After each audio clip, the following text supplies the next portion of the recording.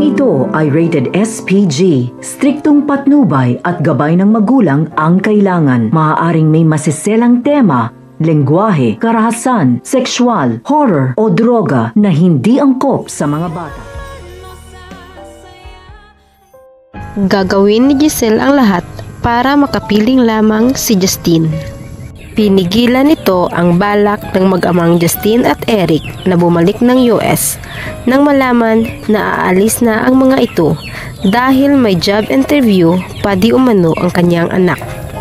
Sa kagustuhang nais pa niyang makakasama ng matagal ang anak ay inalok niya ito ng trabaho sa Apex. At dahil gusto ni Justine na makaganti sa ina sa pang-iiwang ginawa nito, ay tinanggap niya ang alok, ngunit may kondisyon. Gusto niyang makuha ang mataas na posisyon dahil gusto niyang subukan kung ano ang kayang gawin ng kanyang ina makasama lamang siya. Hindi lubos akalain ni Justine na papayag si Giselle sa nais niya kahit mapunta pa sa kanya ang pagmamayari ng hospital.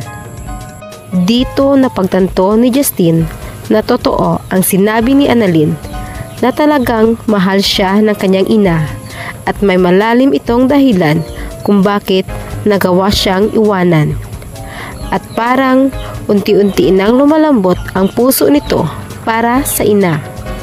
Samantala, inimbitahan sa Japan sina Doc Lindon at Doc Annalyn bilang kakatawan sa Eastridge Hospital sa gaganaping seminar. Napaisip si Doc Carlos na ito na ang tamang panahon para makapagbakasyon si Lynette at pansamantalang makalimutan ang masasamang alaala. Kaya kinausap nito si Annalyn na isasama nito ang ina sa pagpunta ng Japan. At nalaman din ni Carlos na isa ito sa mga pangarap ng asawa, kaya nais nitong tuparin. Sobrang nagpasalamat naman si Annalyn sa doktor dahil talagang mahal nito ang kanyang ina at gagawin ang lahat para tuluyan ng bumalik ang sigla ni Lynette. Labis naman ang sayang naramdaman ni Doc Lindon nang malaman na makakasama niya si Annalyn sa Japan, na ibig lamang sabihin ay silang dalawa lamang at walang mga kaibigan na magdidisturbo.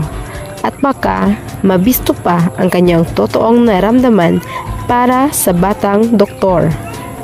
Sa kabilang banda, dahil gusto ni Moira na magpakalayo-layo muna at kinakabahan na anumang oras ay magigising si Don Pepe at mabuking sila, ay isinama nito si Zoe sa pagpunta sa Japan.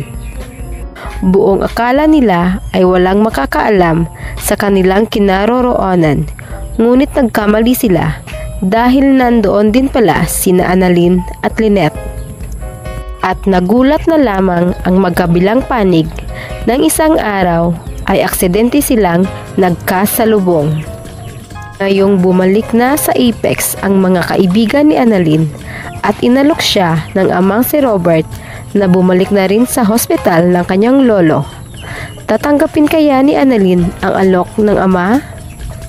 Sabay-sabay lamang nating aabangan dito lamang sa Abot Kamay na Pangarap.